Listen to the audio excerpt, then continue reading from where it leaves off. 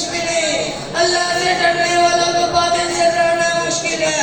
آنکھوں پہ خدا ہے, دل ہے تو تاغوت کے بہتر کچھ بھی نہیں. صدر محفل استاد کرام اور سامعین ذی وقار, آج اس عنوان کے الفاظ کی ایک اہم بنا کے آپ کے دل و دماغ پر ڈال لگا ہوں. وہ عنوان ہے پاکستان کا مقام باقی ممالک کے درمیان. جس باقی ممالک کے درمیان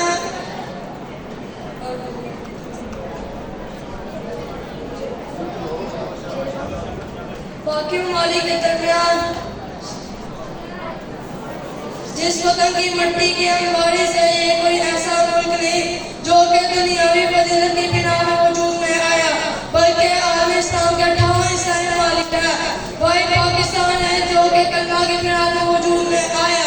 14 اگست 1927 کے وجود میں آنے کے بعد یہ ایسا اسلامی ملک بنا کہ کفر کی آنکھوں میں آج تک ایک خار بنا ہوا ہے. اس وقت دنیا اسلام میں جتنی دولت کی فرمانی ہے, شاید آسمانی دنیا نے آج سے قبل کبھی بھی امت مسلمہ کو اتنا مادہ نہ دیکھا ہوگا. قطر قبائل کے شہزادے جن کے محلہ کی سیدھے بھی ہیروں سے بنی ہوئی ہے, گاڑیاں سونے کی ہے, پوری دنیا کو تیل فروخت کرتی ہے, اور 75% معاشی اور تجارت کا مالک عرب اسلامی ہے.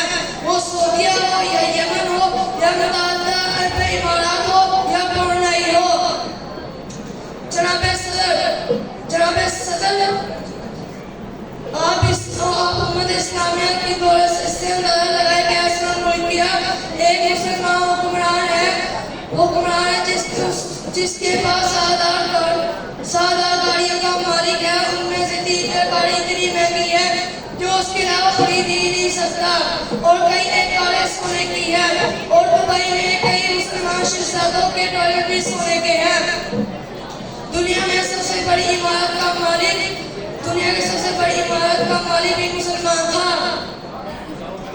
سب سے بڑی عمارت کا مالک تھا برج العرب جیسا ہوٹل جس کے دیواروں پر بھی سونے کی شیشے لگی ہوئی ہے.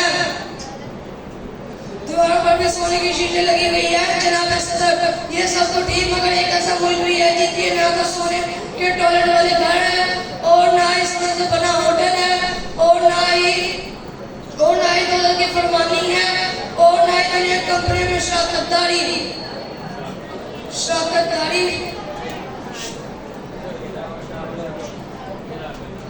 والسلام